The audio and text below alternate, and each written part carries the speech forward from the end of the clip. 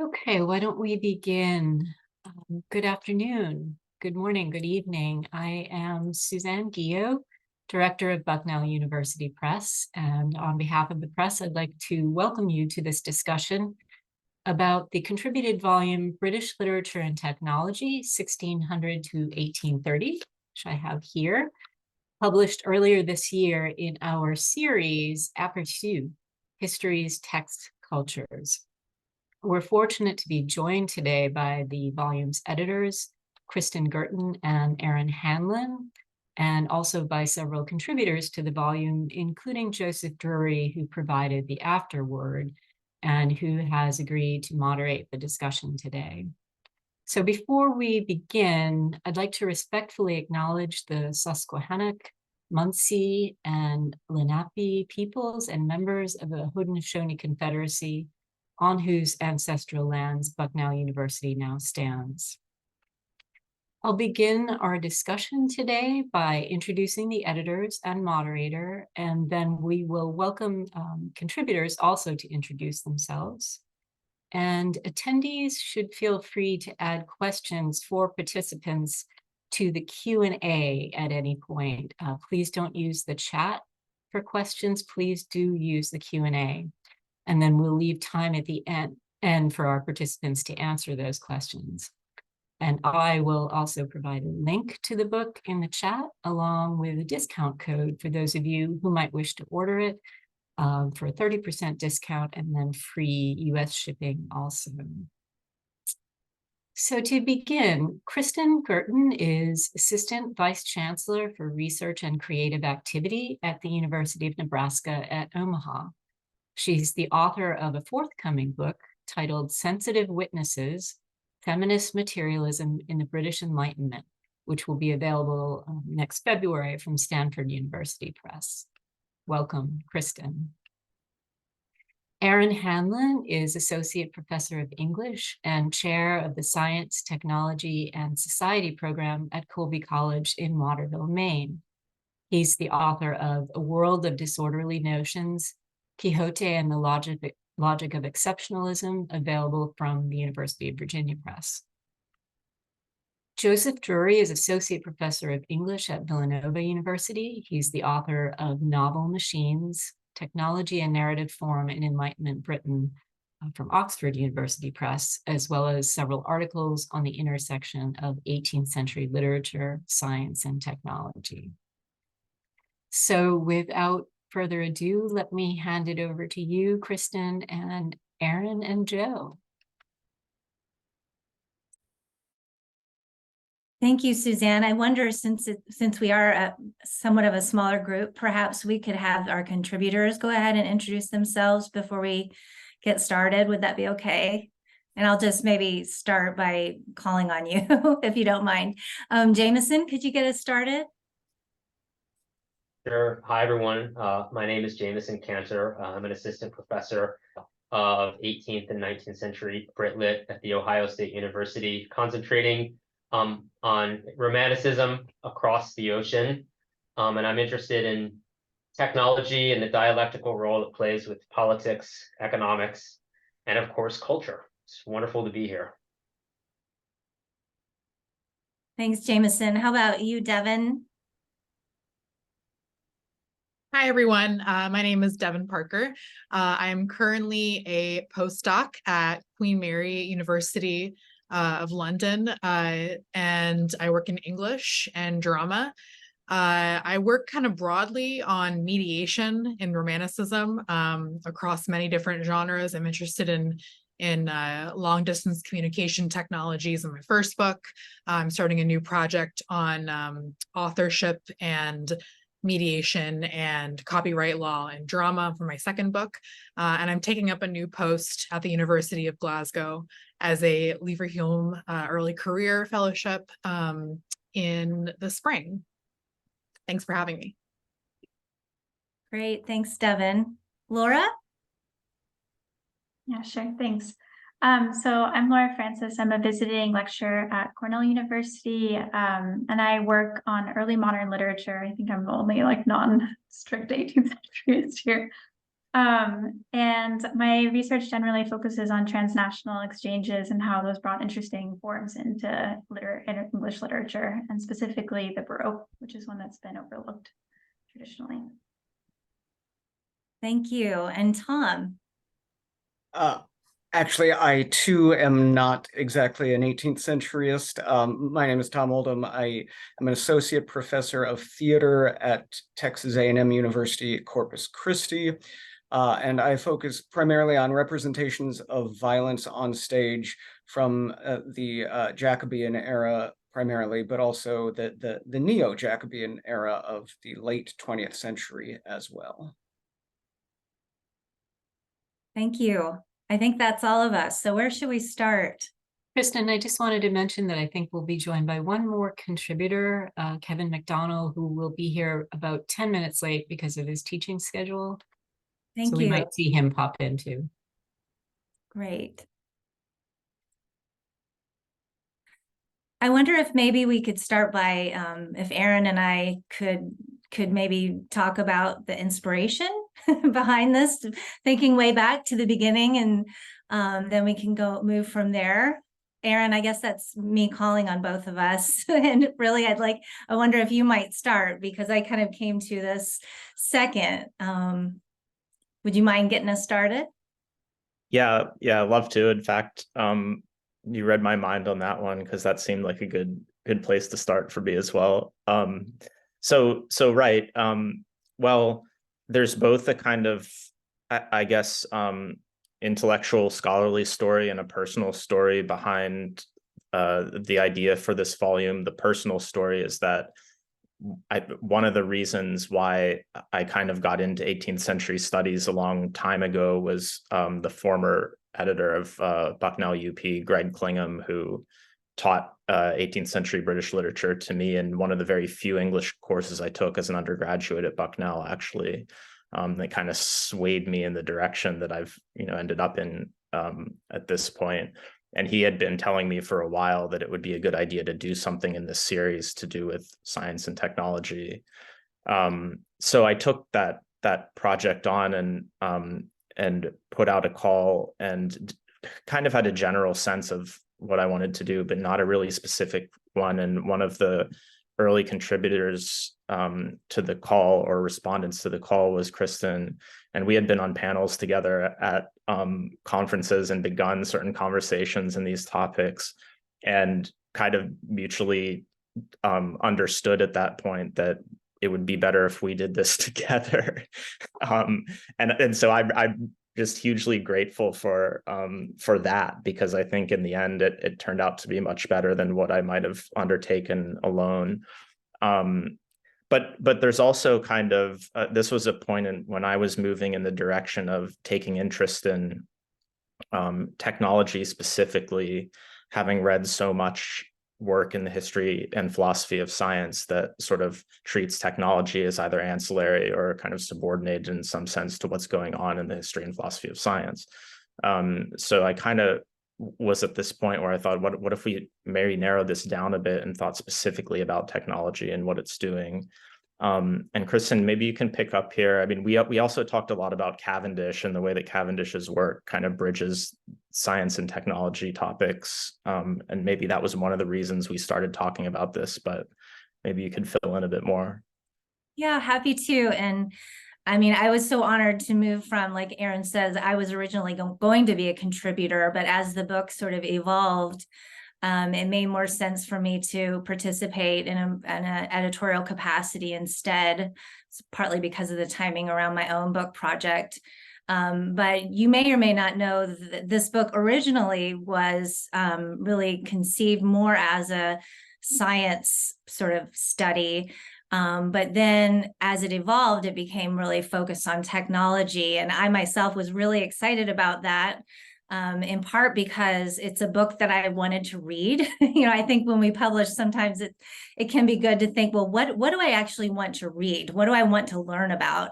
And so this became a book of just contributions that I wanted to read. I wanted to be the reader of. And myself, I think Aaron and I both share a love of Margaret Cavendish, and I have been working on her for a while, and I know Erin has done some great work on her as well, and her sort of skepticism surrounding the microscope, I think, has been very influential on me and really inspired my interest in technology. But I wasn't quite ready to just do a whole chapter on that yet. And so, in fact, we had originally thought that Cavendish had hoped that we'd have a contributor who was working on Cavendish, but we ended up deciding we love the contributions we have in the book. We ended up sort of, I think, elevating Cavendish to the introduction as a kind of framing. And I think that worked really well. I think more work needs to be done on Cavendish, actually inspired by some of the great contributions in this book. But I think I would go back to some of what Devin shared before about the language of the work that she's doing around mediation. That to me is also a really important dimension of this book, and thinking what distinguishes studies of science from studies of technology. That concept of mediation is a way, I think, to think through that. So that's kind of how I think I came on board. And by the way, this is a more personal note, but this is my first time really collaborating with anyone. And I have to say that I think the book is a testament to the strength of our collaboration, Erin, because, and you too, Joe. I just thought that we all brought something a little bit different to the table, and it ended up really, having a great full spectrum in terms of both the framing and the response, the great response that Joe gave. By the way, I'm in love with Joe's book. Just to shout out to him on that. And Joe, I don't want to mess up your title. Can you give us your title of my book? Yes. I think Suzanne mentioned at the beginning, but it's Novel Machines, Technology and Narrative Form in Enlightenment. Yeah. I have it here somewhere. Thank you. Thanks for the plug, Kristin. Thank you for the kind words. I wanted to make sure to cite you, because that was definitely an inspiration too, which is why we were so thrilled to get Joe to do the afterword. Yeah, and I was thrilled to be part of it, and was excited. I think I wrote to you, Kristin, when the book came out, to say how pleased I was that, because at some point the word science had crept into the title of the book. At some point during the kind of the back and forth, maybe with the reader reports. I don't know the behind the scenes story, but I wrote to Kristin when the book came out to say how glad I was that it wasn't actually in the final version of the title. I think the book's much stronger and tighter for not having that. And I agree with you that it makes it a much more sort of appealing collection to have that narrower focus. Because there just aren't very many books that think about technology narrowly. That's not to say that the book doesn't also have a lot of really interesting things to say about science, but it's a particular perspective on science that you get through technology. Yeah. So I came in, and then my job was to sort of corral all these great contributions and try and draw some conclusions about what I thought it sort of suggested as a whole about where things were going, and what kind of work we can do as literary scholars in this area, right? What's sort of distinctive about our own skills and our own kind of knowledge base. Yeah. I wonder if we might just take a moment and have Kevin, welcome. I think you were just finishing a class that you were teaching. We've already introduced ourselves, but if you wouldn't mind introducing yourself, that would be great. Yeah, sure. Thank you. And do you just want me to just introduce myself or say something about the chapter? Or? We'll get back to you on your chapter. So Okay. For now, just your name and where you are. Yeah, hi, I'm Kevin McDonnell. I'm at Wake Forest University. And yeah, I was really excited to participate in the book project and excited to talk about it. Great.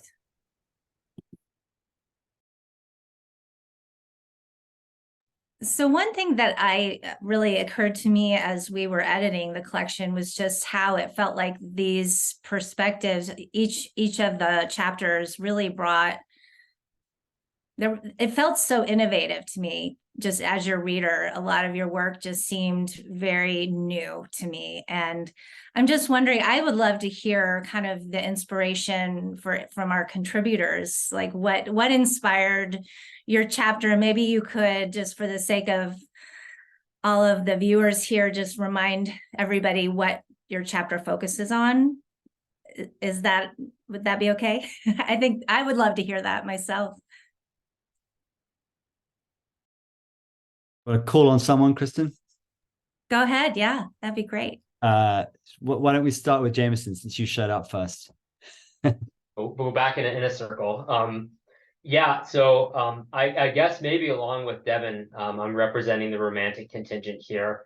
Even though I know that in the last 10, 20 years even, that has been folded into either a long 18th or long 19th century, much to people's chagrin or I don't know, delight.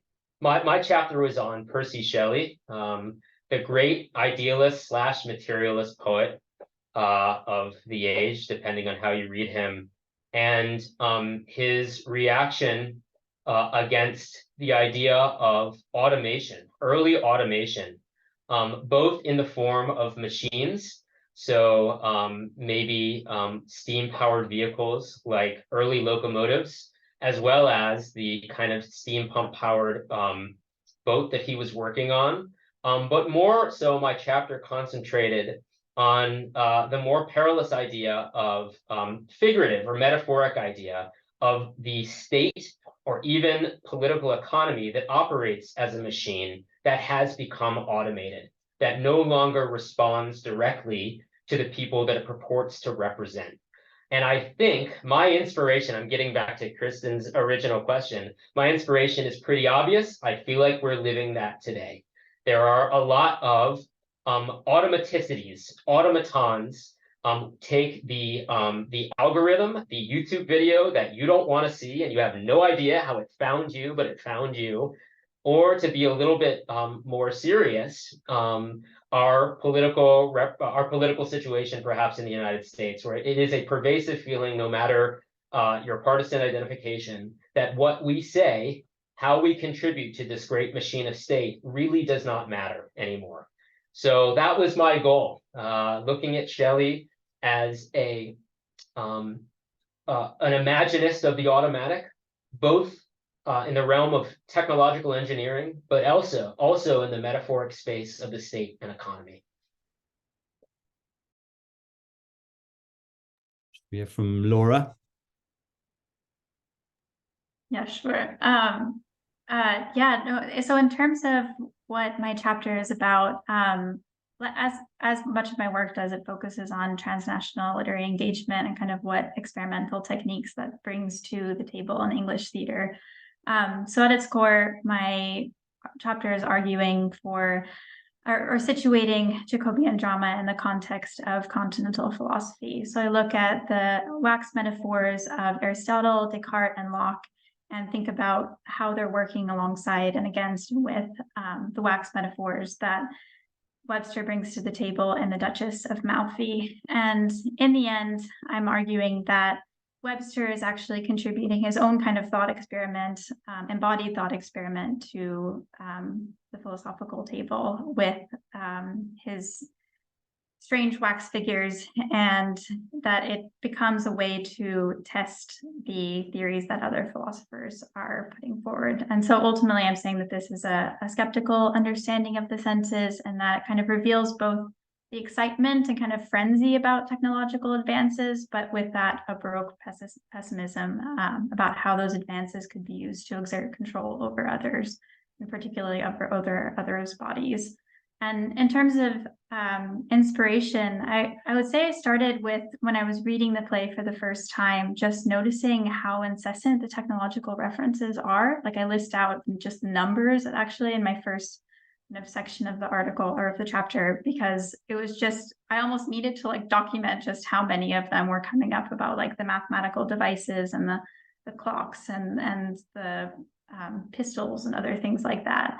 So just the sheer number, and then also how disturbing Webster manages to make these things that might seem kind of neutral on the surface. Even like things like geometry, he finds a way to make creepy. So I was just wondering, like, what is going on with that anxiety about it, and then what's also going on with the wax scenes in particular, because they seem so striking and so like a lot of the stuff that I was reading at the same time in philosophy. And then as I was writing the article, actually, Jameson, what you were saying feels so true. Like the longer that I was writing the article, like through the and through the pandemic, the more I was starting to feel that sense of alienation from one's own body when you start to think about the eye or the skin or any of these things as an instrument itself, and that the other, like microscopes and other things, are just a way to like further enhance that instrument. So what does that do when we instrumentalize our own bodies? Yeah, so on the same page completely. Devin, why don't you go next? So my chapter was born out of a profound misunderstanding in a grad seminar.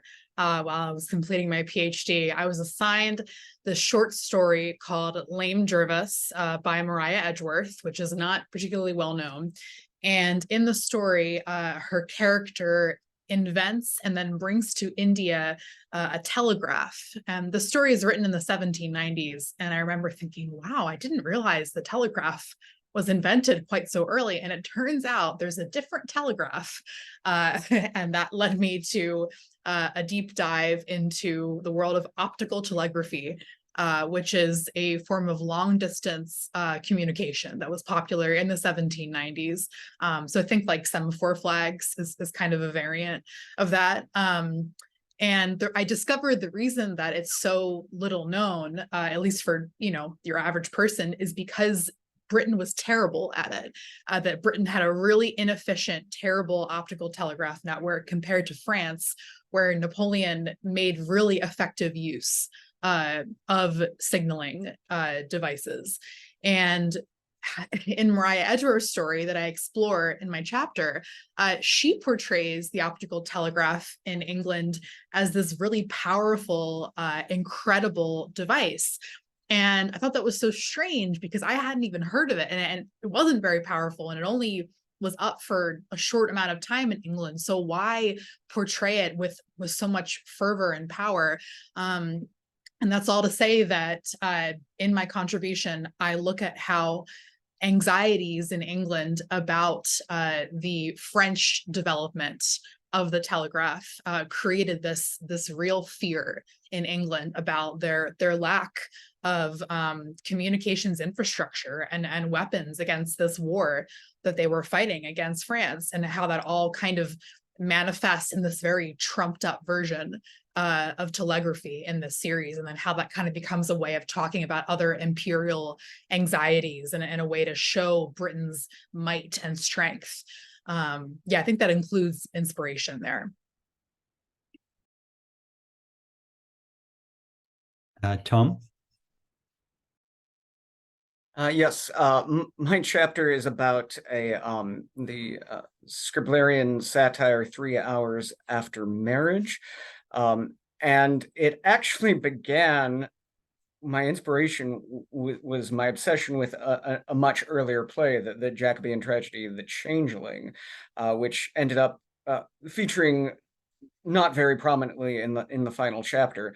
But these two plays both feature a pseudoscientific test of virginity, in which the questionable woman is required to do a certain set of procedures and thereby explain to her husband whether or not she is a virgin.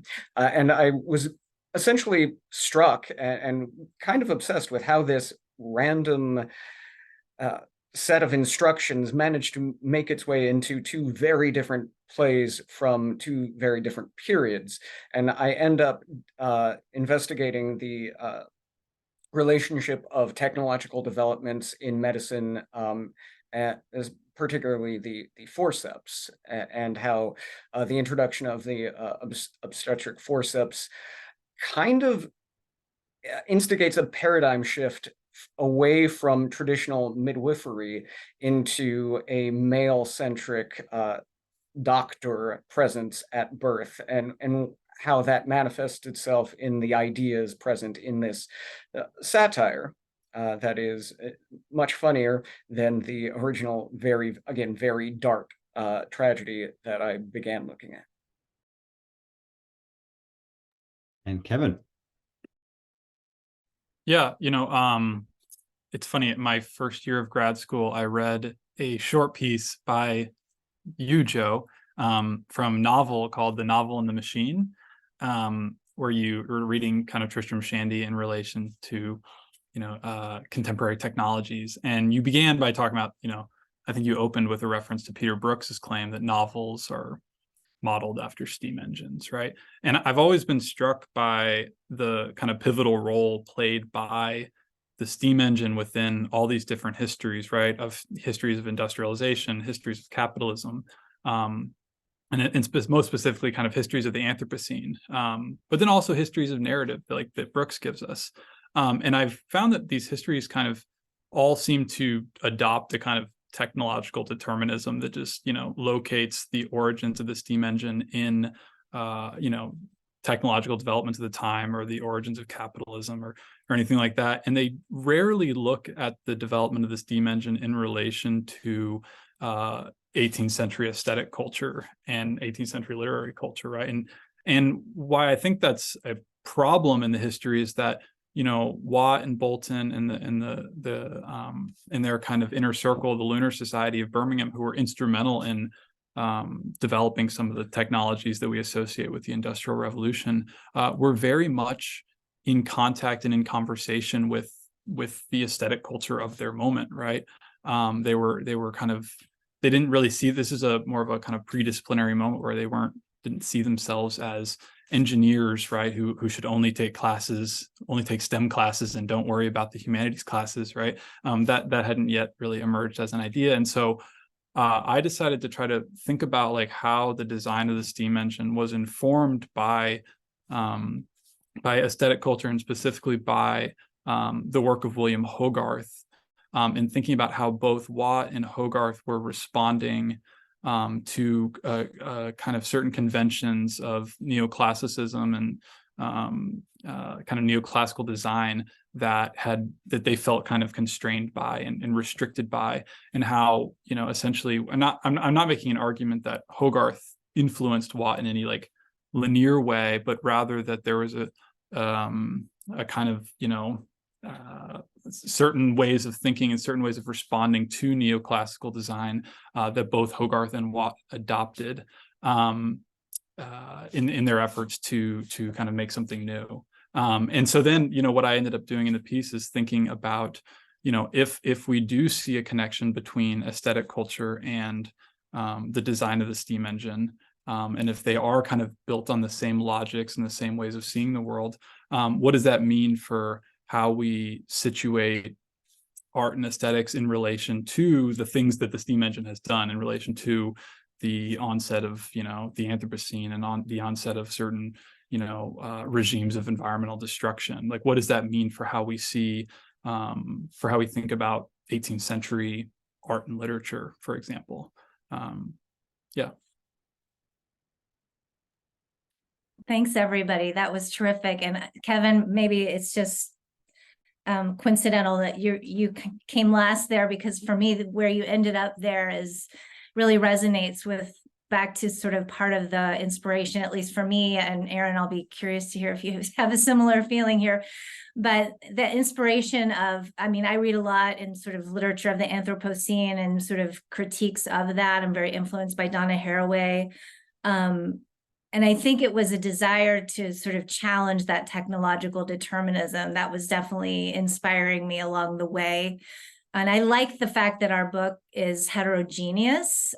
Although I will say, as I hear you all talk, we've got, the early period, the later period, and everything in between. I am feeling pulled to, does the book tell a story? I like that it's, like I said, I like its heterogeneity and its sort of resistance to kind of determinism and teleology. But on the other hand, I do feel like there's something very different about Jameson, your chapter, and versus sort of the earlier periods that we see here. The other thing I would just say is, and Kevin, I think this was, please tell me if I'm getting this wrong, a feature of your chapter is sort of the focus on tinkering. And I love this notion of the tinkerer, both as sort of within the scientific technological world, but also within the literary world. And I think the sort of serendipity of tinkering is something that our book seems to really bring out of the period in a way that maybe others don't, especially others that feel more inclined to tell a story with an arc. Anyone else have any thoughts on that? I was just going to add that, I mean, I agree with that. And I just wanted to add a comment that it's very striking to me. Jameson and Laura sort of started off this way, but very striking to me that even though all of these contributions are very really careful and really smart about the material that they're looking at and in its historical specificity, there is kind of a contemporary analog to all of these stories that really jumps out at you, whether you're thinking about the Anthropocene or understandings of it, or bodily autonomy, or automation. I mean, or the application of technology toward or the heightening of industrial technological development in wartime, or vis-a-vis sort of other nation states in a geopolitical power struggle, whatever you like. The contemporary analogs are very striking to me right now as I'm, hearing people talk about their chapters and their inspirations. It really pushes against, Aaron, as you're saying that, the idea that technology is, if not one of the central progressive figures that we have. Everything else could be cyclical, but technology builds on itself. And what you just said actually argues against that. That technology, in some ways, our relation to it is in fact cyclical. We return again and again to these perennial questions about its uses and abuses. That's a very kind of a cool way to make temporal technological studies. And I'll put in a word here for Emily West's terrific chapter on this, which really kind of it's sort of distinctive, I think, in the fact that it looks at a very, very old technology, right? And I think why that was so important, why that kind of adds to the comprehensiveness of the collection is that the reality is that we're engaging with old technologies on a daily basis. In fact, we probably have more engagements on a daily basis with old technologies than we do with the new ones. Maybe the phone is the exception to that rule, but most of our life we're dealing with technologies that have been around for thousands of years, and they're still technologies, even if we don't think of them as such. And actually, new technologies, as Devon's chapter shows, often don't go very well. They don't work. They get replaced very quickly. The whole connection between kind of technology and innovation, which I think Kevin is also interested in, is very much a kind of ideological construction, right? That I think all these essays are kind of challenging. I mean, Laura, your chapter focuses on waxworks. They've been around for ages, right? Even if the sort of experimental technology you're also interested in is more novel.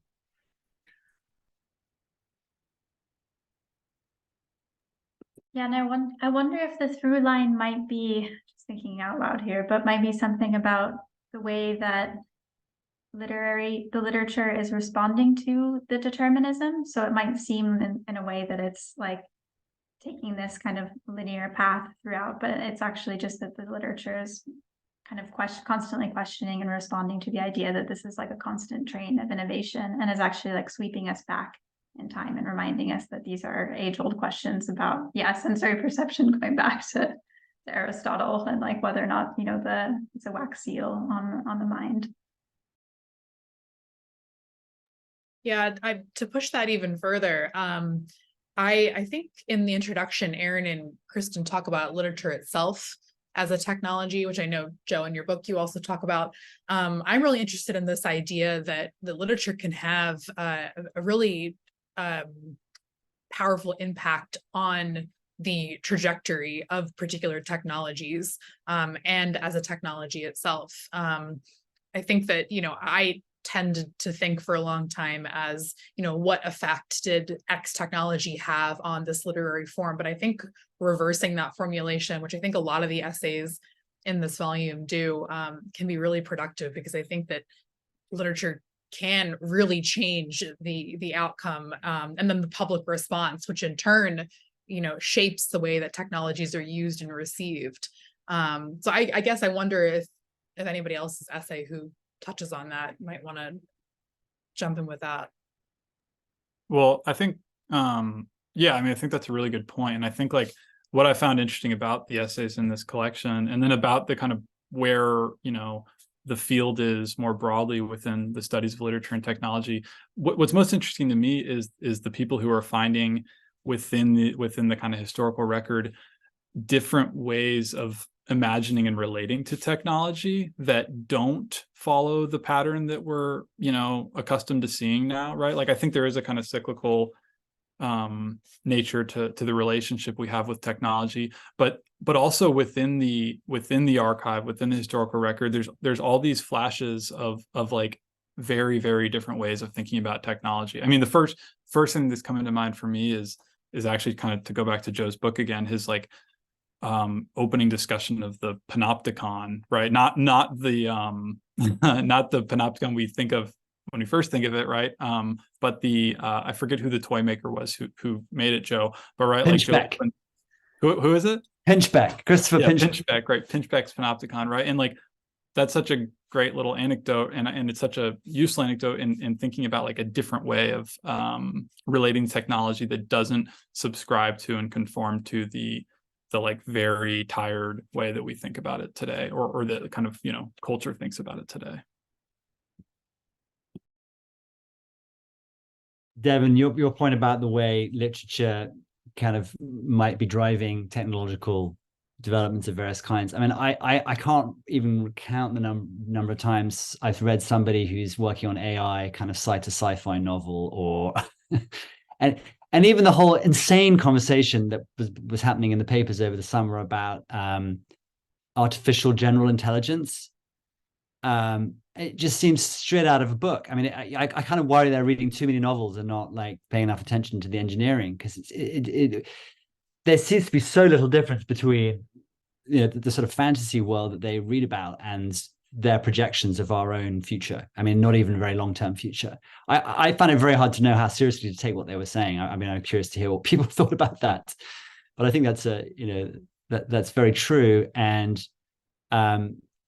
it also makes me quite skeptical, though, because these are novels, right? They're stories, and they're metaphors very often, right? The stories about artificial intelligence and robots, but they seem to be sort of reading them literally as things that maybe could happen or even should happen. And I wonder whether, I mean, coming back to Kevin's point about, you know, how responsible art and aesthetics are for technological development, whether there's some responsibility there in our own moment.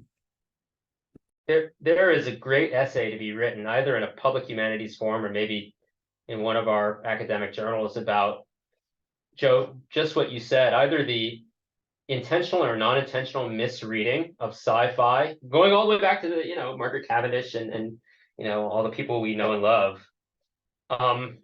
and what that has done to our technology. I mean, I was just thinking of actually about two, which are kind of in our face all day, and that is the metaverse, which is directly lifted from Neil Stephenson's 1990s net dystopian novel Snow Crash. All these Silicon Valley guys just kind of thought, oh, this is a kind of cool idea.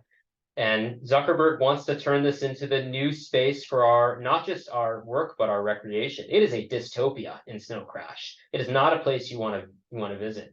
The other one is maybe a little bit more obscure, but it goes back to the writer that I was, to whom I contributed my piece on, Percy Shelley.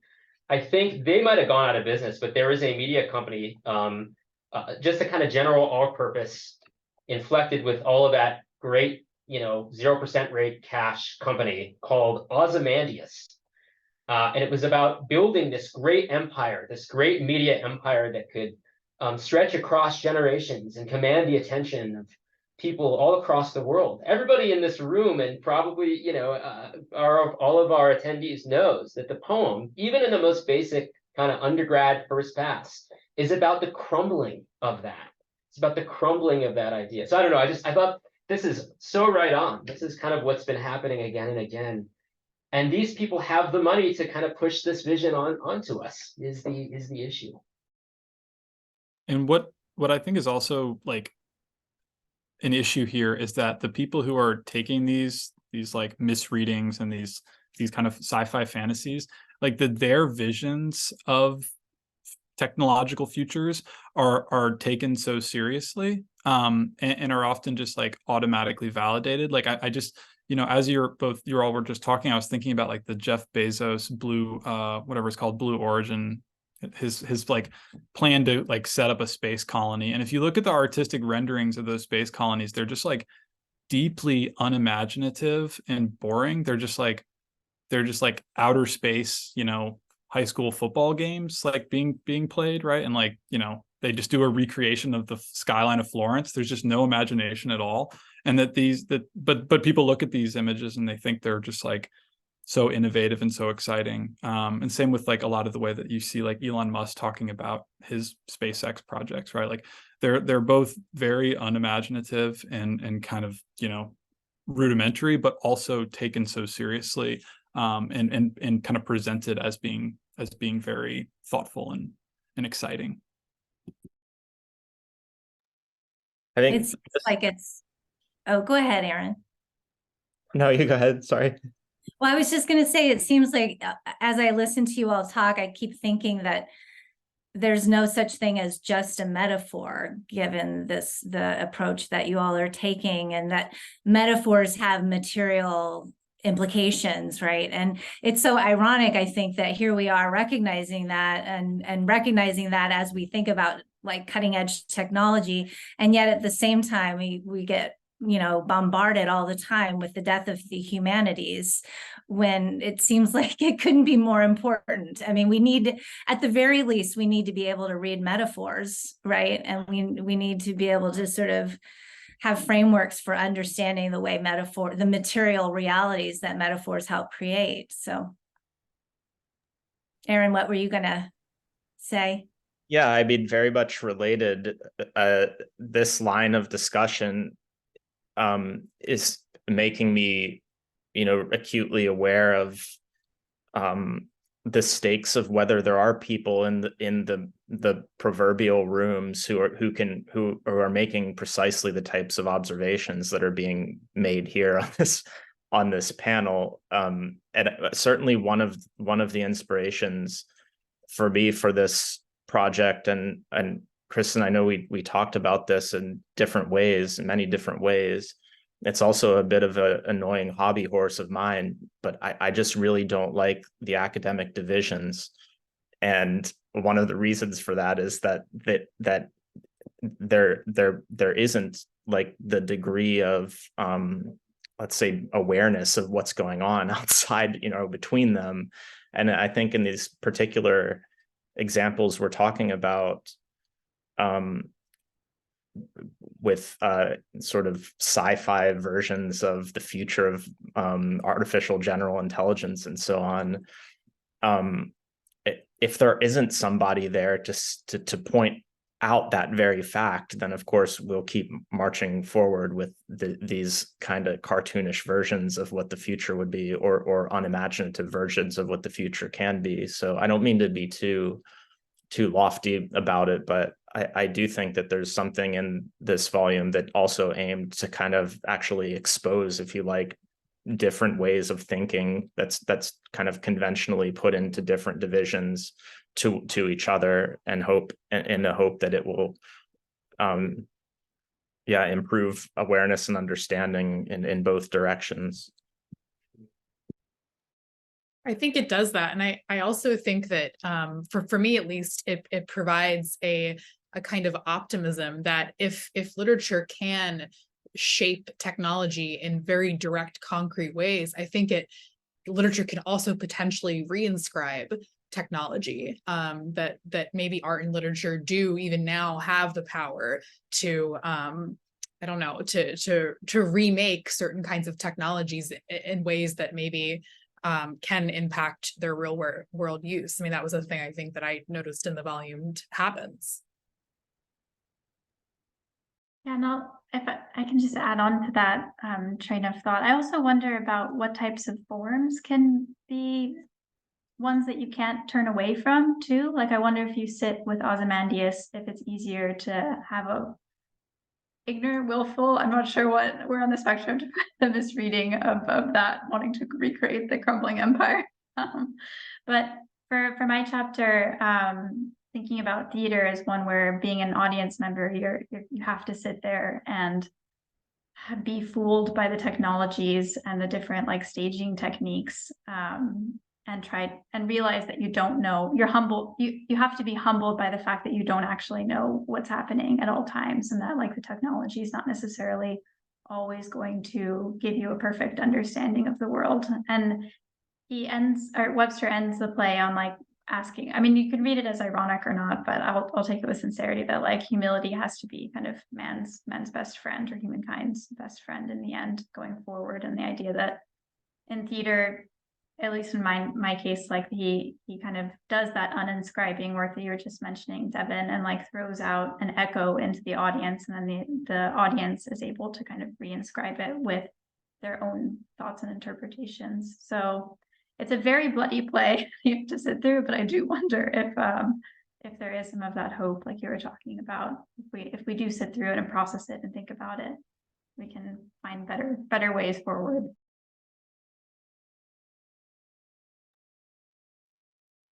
Maybe it's just a function of genre, but I think my chapter is a bit more pessimistic in a way.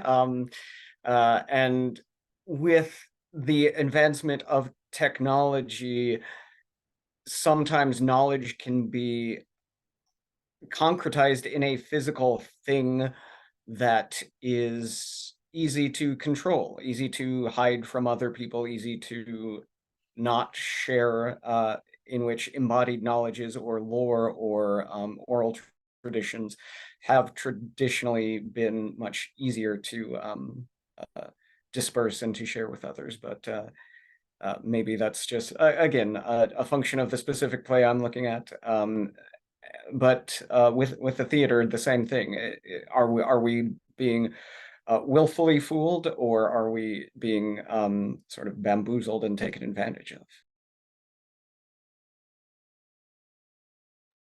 I'm glad you all. Plenty of room for, oh, sorry. Go ahead, Laura. I was just going to say, I do think there's plenty of room for pessimism in Webster. I think he's very anxious about the way people are using technologies and worried about, like I said earlier, how those can be used to control others, which is a through line I saw in yours and other chapters in the book. So maybe it's just my willful optimism at the end. And of course Cavendish too, right? We started with at the top. Yeah, I'm also speaking because I just taught the Duchess of Malfi in class the other day, and my students weren't finding any optimism at all. I'm glad that the conversation attended to the plurality of genres in the book, treated in the book, because that is, I think, another element that really does, we've thought that kind of distinguishes this book's approach to the material. And I love the fact that just the variety of genres. I wonder if anybody else has anything to say about the genres they're working with, and sort of perhaps the distinctiveness of the genre that you work with in your chapter as distinguished from others.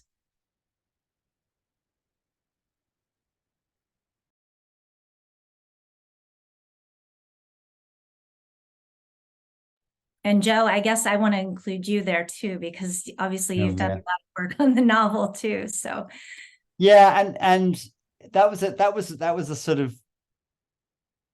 strategic decision rather than a kind of coherent one. But by which I mean, I couldn't do everything, and so at a certain point, very early on, when I was working on a dissertation, I sort of decided that there was something that my own sort of curiosity was being drawn toward narrative, and that it just made sense for me to think about narrative as having a kind of mechanics and machinery to it. And I can't quite explain why that makes sense. I spend a lot of time trying to explain it in the book, but it just seems sort of intuitive to me.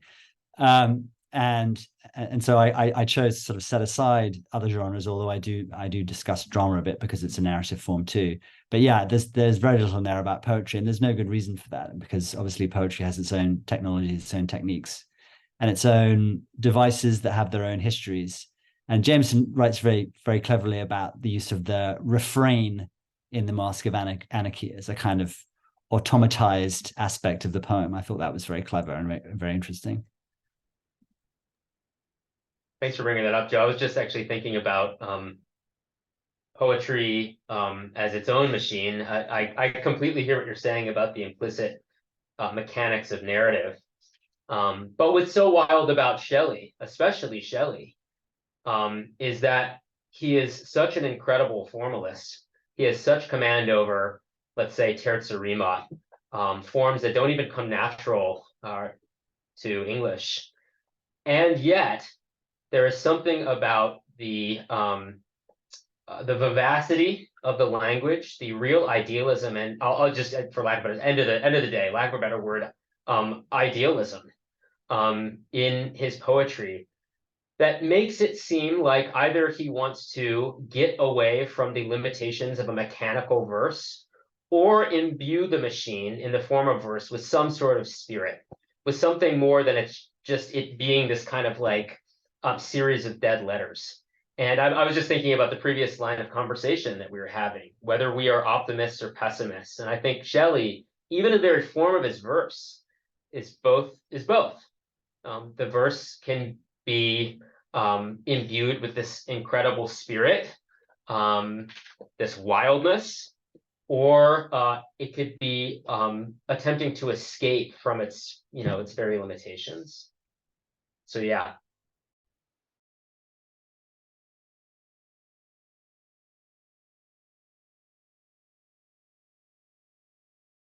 And Kevin, you wrote about Tristram Shandy's fun and games with forms. So Yeah. Well, yeah, and I think it's funny because when Kristin was first asking about genre, I was thinking about my engagement with actually like Hogarth and with kind of Hogarth's kind of theory of aesthetic design. Not necessarily with his art. I didn't really engage with his actual art, but really more of like his philosophy of art. And of course Stern was like very explicitly thinking about Hogarth and Tristram Shandy and thinking about like Hogarthian design. But for me it was a little bit outside of my comfort zone going and learning up on Hogarth and on the kind of state of aesthetic philosophy in this moment. But what I found interesting was that like this kind of genre, which really is, I think was at its, or I don't know if it was at its height, but it was in a certain moment in the middle decades of the 18th century, was really influential and kind of helped shape a lot of thought beyond itself, right, outside of visual art, right, both within narrative and within the novel form like we see in Stern, but also as I'm trying to show like within technological design, right, and mechanical engineering, and how all of these early industrialists were in some ways artists, right? I mean, they were drawing up blueprints and kind of conceiving their ideas on paper, right, before they constructed them, or kind of going back and forth in this tinkering mode, right, between like applied design and then more abstract or theoretical design. And so, I just saw so much cross-pollination between genres, which are really relying on one another and building on one another in really fascinating ways. Yeah, Selena Fox wrote the book on this. This is the arts of industry in the age of enlightenment. Oh, my son is coming in. I know, I'm in a meeting. You're grabbing your phone. Okay. And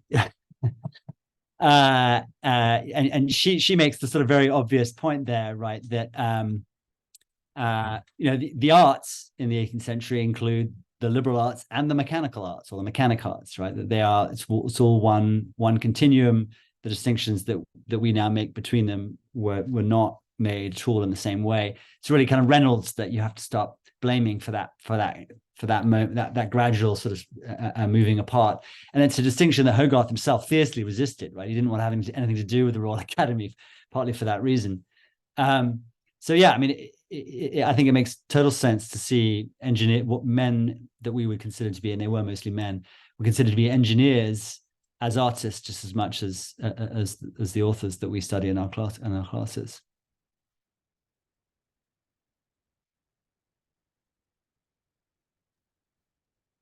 Oh, sorry, Chris. Were you going to say something? Go ahead, Laura. I'm sorry.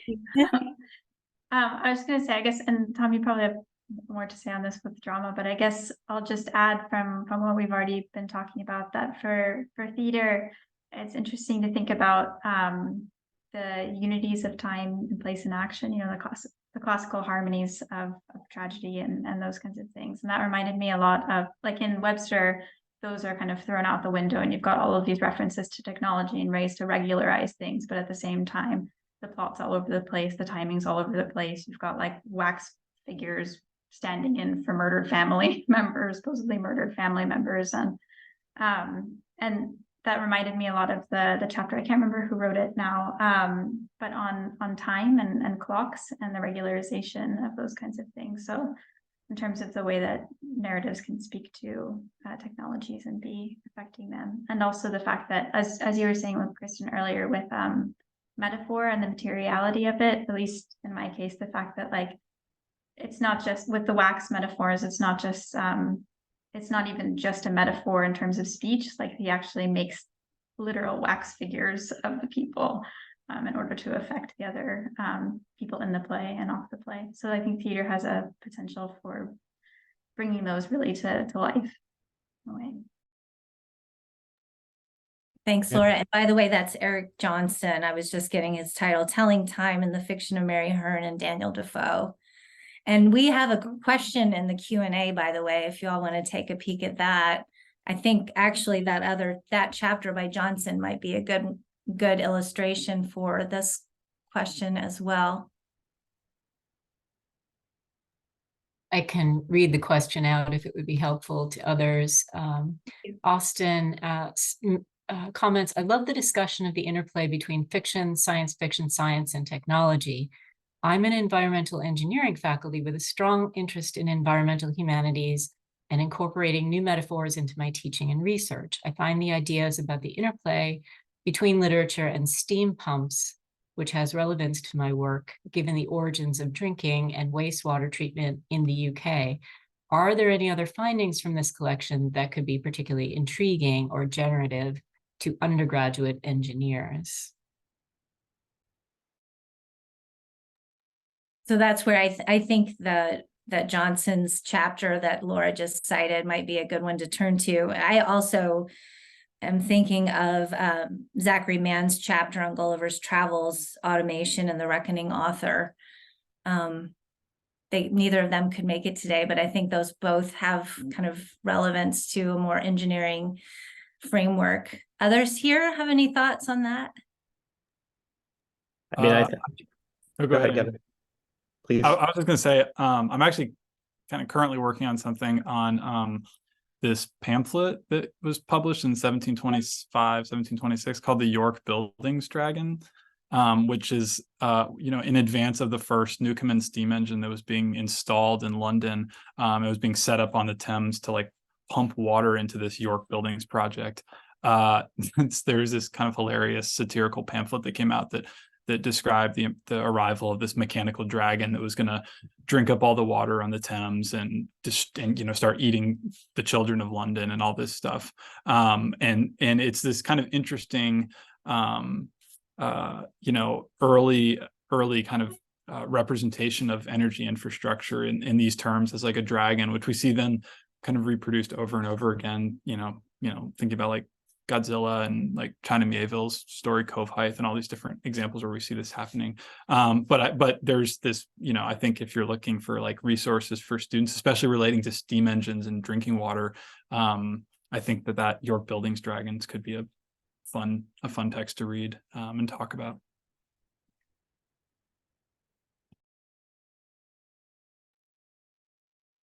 Yeah, that's really great. I was just going to add briefly that in terms of I think one could actually look at any number or combination of the contributions in this volume as case studies in effectively the mutual construction of how technology is received in the world, the mutual construction of that in culture and in technological work itself. So that just as a framework could be kind of interesting to look at, and then could probably be applied, as people have in various ways on this panel today, to contemporary or analogous sort of updates of how that works in the world.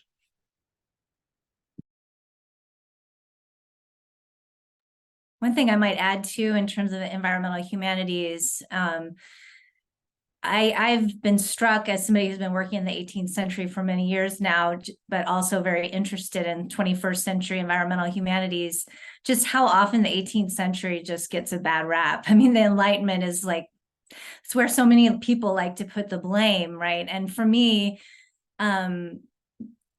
your work, your contributions demonstrate that there was resistance to the discourse of progress, technological progress at the very beginning. And so, I mean, I think just thinking more broadly about environmental humanities, I'm excited to see that 18th centuryists are doing more to participate in that conversation, because I think we have to sort of recognize how we got here, if we're going to figure out a way out of the dystopia that is now.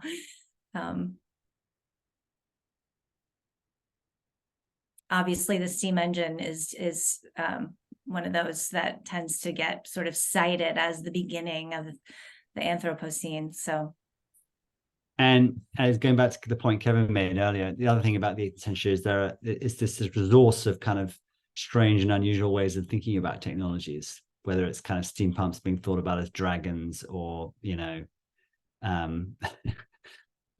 there might be some machine for determining whether somebody is a virgin or not.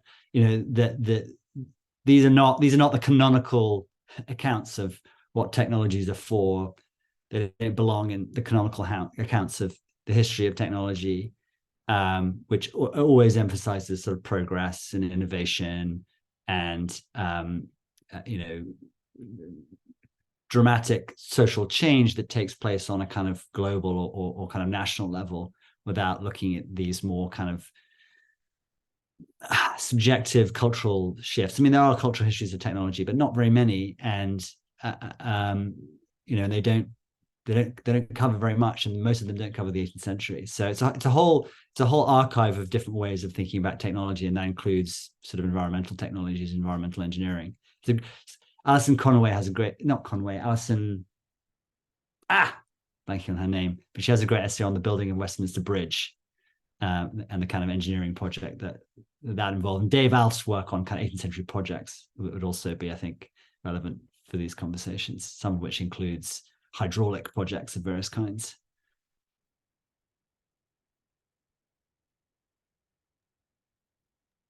looks like we have a question.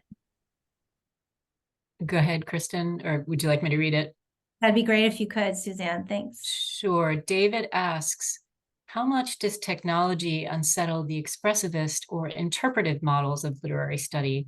It seems that tech like AI separates style from consciousness or intention. So how do our interpretive terms change now that we are seeing these new forms of mediation?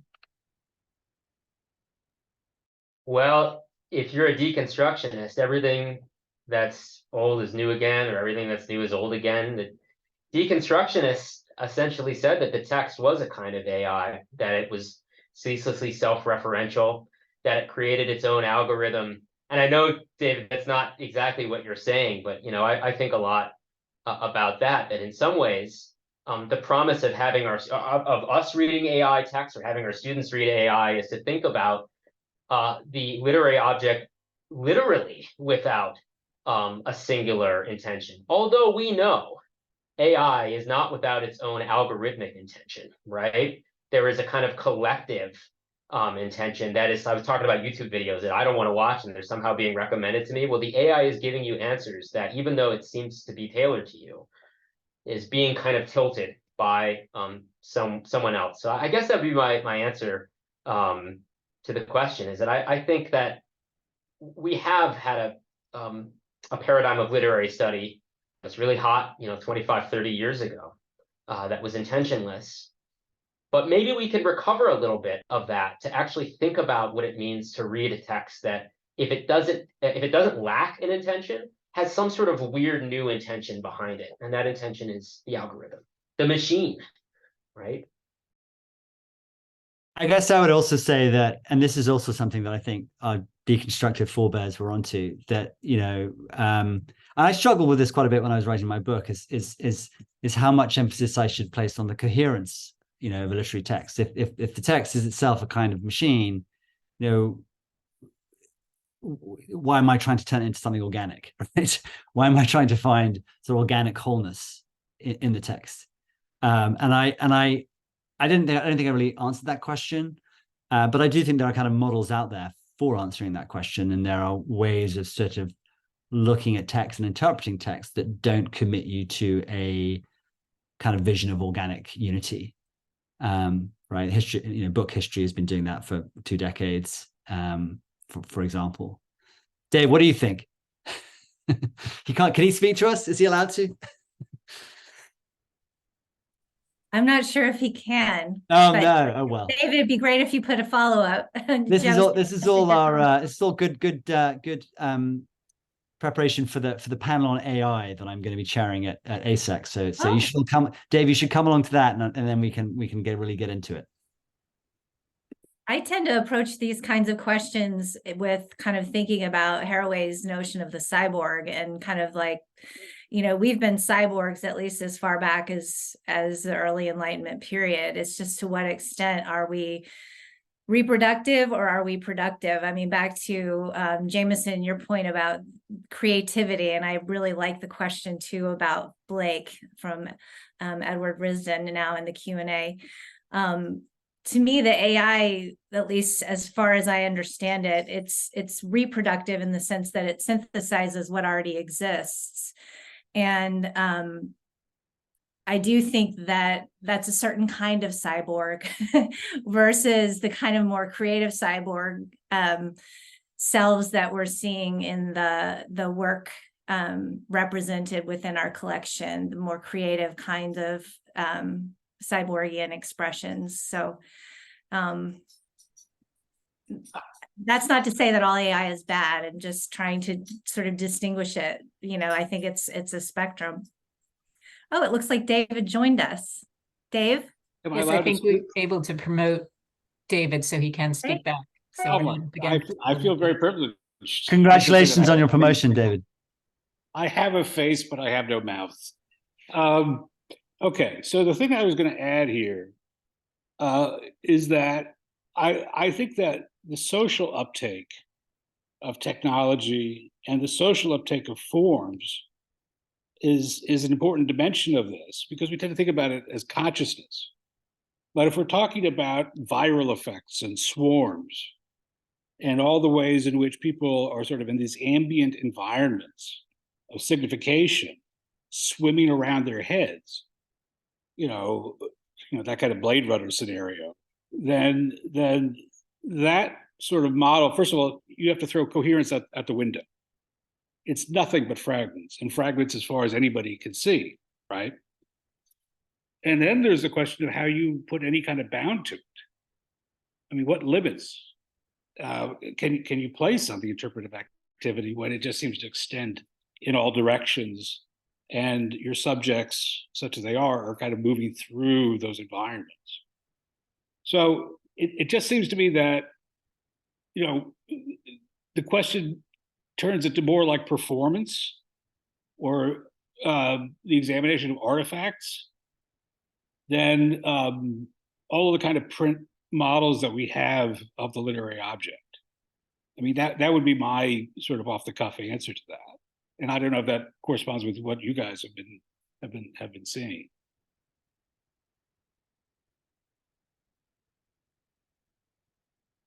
Is anybody game? I mean, I would just say, what about, haven't we as historicists been used to been attuned to the limitlessness of the text for decades, right? We've who sits down and just sort of reads a poem on its own without thinking about anything else other than the poem anymore? I mean, and this is what Ted Underwood keeps saying on Facebook and Twitter, right? That, you know, the AI is just, as Jameson was saying, is just sort of realizing, making real a lot of the assumptions that we have acquired as, you know, since post-structuralism emerged however many years ago. And what the surprising thing is that humanities scholars are looking so shocked and surprised. that's the real, you know, thing that needs to be explained, right? Not so much the AI thing. Were we not serious when we were saying that the author was dead? You know, were we just joking? Or, you know, were we not serious when we talked about, and even in fact, the new critics talked about the intentional fallacy. So I'm still willing to be convinced that AI, as I am with all technologies, is a sort of a great rupture that separates the past from the present. You know. Yeah, I mean, I just think that what AI does, you know, the way that I've been thinking about it is that it destroys expertise. It destroys any kind of subjective notion of expertise, because who needs an expert if you can push a button and get a robot to tell you something that's at least plausible?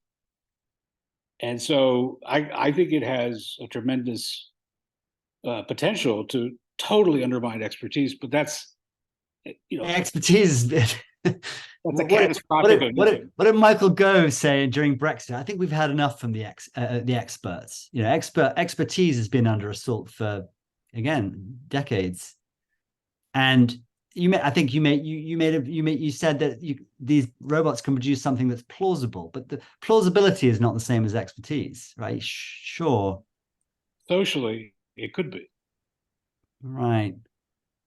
Well, I would just go back to it depends on how you define expertise, but to me, it's a question of creativity.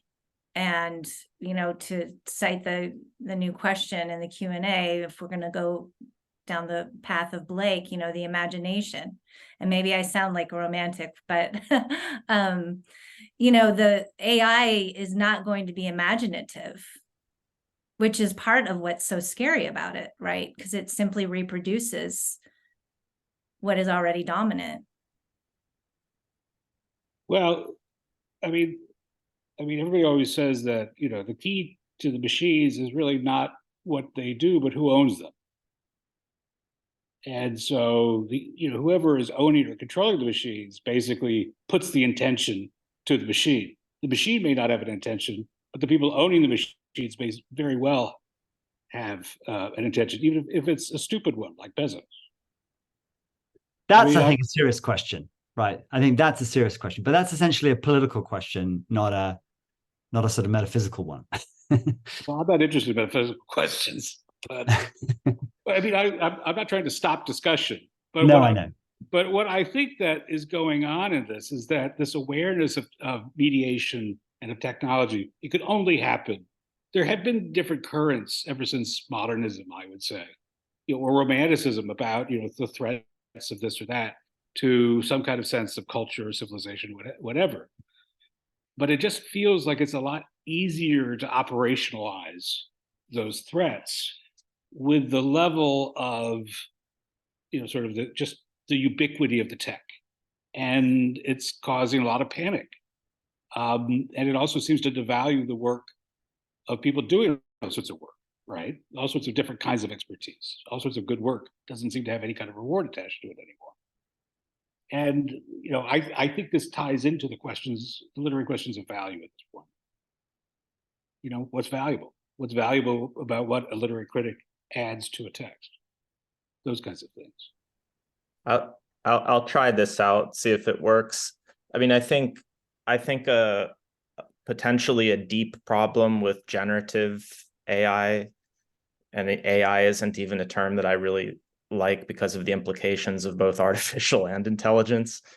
But I think it's a deep problem of this technology that it's what Bender and Gebru and so on call stochastic parrot, that it's a text prediction tool, that the only way that you can do anything with the output of it is to, in some sense, validate it as knowledge or as good or bad information in the same ways that you would do any other kind of text. And so I think ultimately one answer to this question is that there are going to be expert communities who vet interpretations in the same way that there are expert communities who will vet the quality of climate science or anything else. And the value question is going to come down to whether, you know, people at large value the vetting. And that's a bigger question than I can answer here, or maybe that we have the remit for.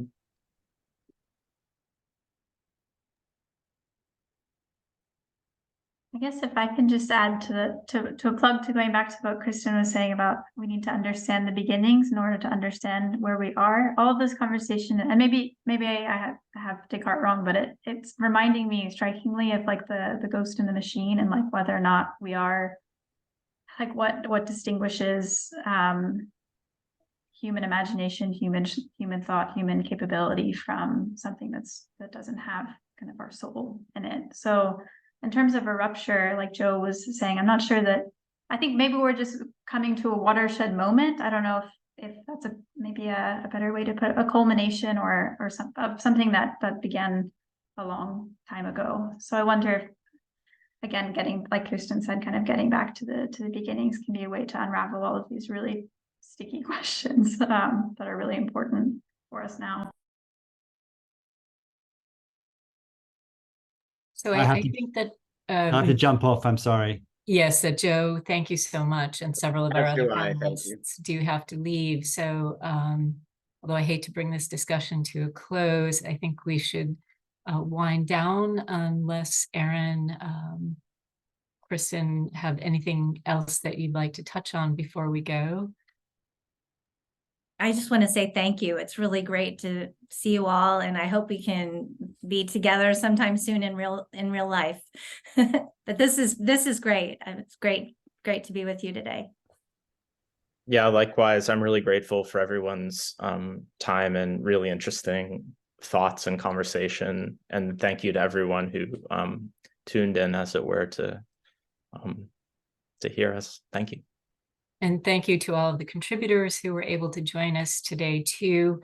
I did drop some information about the book itself in the chat and also about the Aperçu series. So I'll make a little plug for that here too. Please do visit the website and read about the series and about the collection itself. So thank you all once again. The session has been recorded and will be made available for later viewing. So on behalf of Bucknell University Press, thank you all, and I wish you a good day.